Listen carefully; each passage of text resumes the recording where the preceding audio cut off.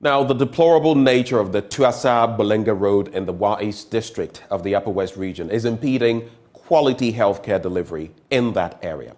This has forced commuters to resort to tricycles and motorbikes as the usual means of transport. The people want the road fixed to ease their plight. Rafiq Salam took a trip to Tuasaa and bumped into a pregnant woman who fell off her motorbike. Despite the claim of the Wa East district being one of the breadbaskets of the Upper West region, having access to its communities and the farms is a Herculean task.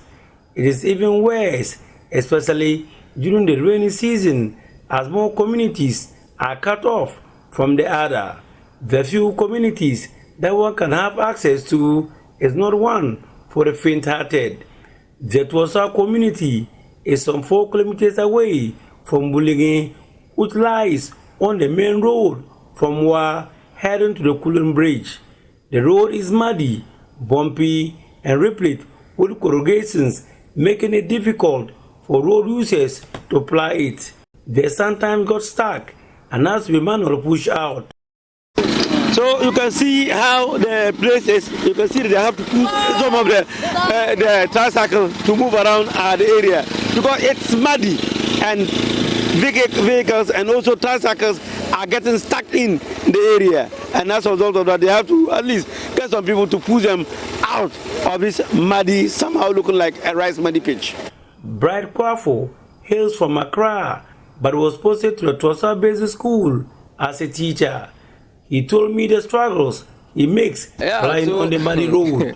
I'm just smiling because when it rains here, this particular area, it's difficult to ride through, and especially when you're carrying people, like there's no way. So mostly when it rains, it's better we stay in our community till we get sunshine for some time before we can move. But apart from that, when it rains, you can't move. Like it's impossible. Tell me your experience. How are you able to play through this muddy rice pit? Sometimes you just have to reduce your gear and use your 2 legs to support yourself in the mud until you get to a very good grounds. Apart from that, if you try to do any other means, you will fall down. So you have to just reduce your gear, probably just off the engine and use your 2 legs and walk in the mud and push your motor. And then when you get to a good place, you continue riding. Are there times that you fell on the way? Several times, like almost every day.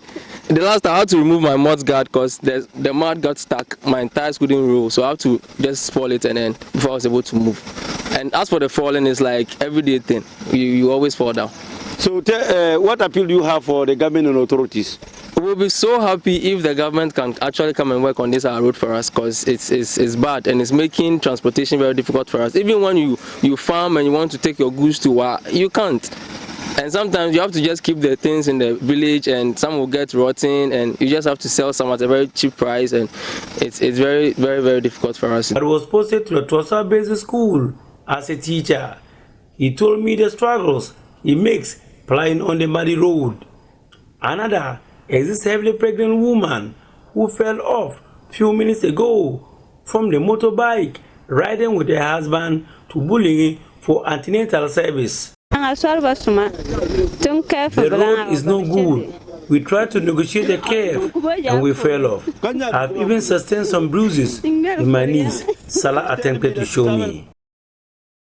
This is the second time Salah Awisa fell off from the motorbike on the road since he became pregnant.